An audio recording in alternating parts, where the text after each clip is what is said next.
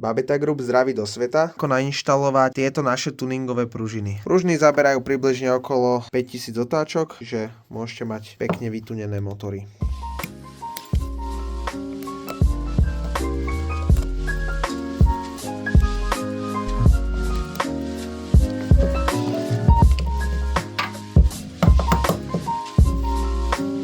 Teraz si odmontujeme staré pružiny. Jednoducho iba takto šrobovákom. A následne, keď ich budeme mať odmontované, tak bubon budeme potrebovať pevne upevniť. Keď máme takto bubon už odstrojený, tak si tam dáme samotné tieto spojkové pakne a až následne tam budeme dávať tie pružiny. Keďže tie pružiny sú tak tuhé, že by tam samotné pakne išli dať veľmi, veľmi ťažko, tak ich tam budeme naťahovať až potom. Na to, aby sme to vedeli natiahnuť, si potrebujeme upevniť bubon tak, aby sa nehýbal, aby bol pevne pripevnený o nejaký buď stôl, alebo o zverák a podobne. A teraz postupne budeme vkladať tie pružiny. Máme také aligátorové kliešte, ktorými sa to potom dá tie samotné pružiny natiahnuť.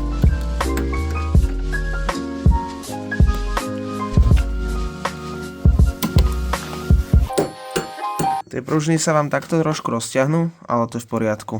A teraz s týmto istým štýlom si namontujeme aj ďalšie. Ako to inštalovať? Túto pružinu, ktorú ideme dávať na samotnú túto pakňu, tam pružinu dávame zo spodu, aby sa nám tá druhá ľahšie naťahovala na tú pakňu oproti.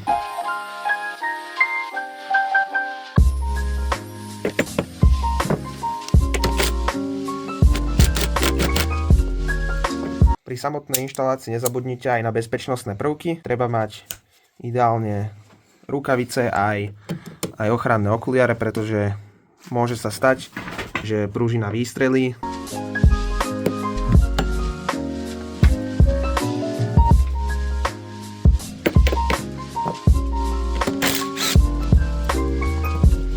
Pakne si teraz potrebujeme pozatláčať, ešte ako posledný krok, aby sme tam vedeli nasadiť tie samotné podložky a následne segierky. Nám sa osvedčilo dať samotný bubon do zveráku, tak aby samotný zverák tlačil na tú spojkovú pakňu, čím ju vysunie trošku do vonka a potom samotná inštalácia podložky a segierky je výrazne jednoduchšia.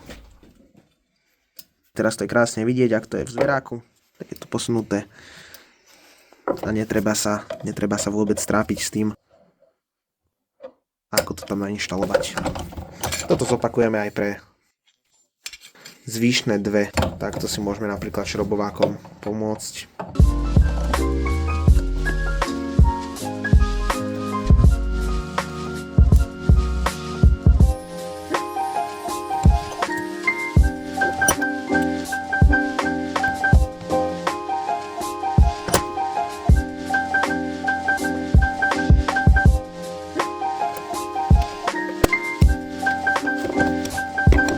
Tak, pružiny máme nainštalované, samotné segierky a podložky tiež.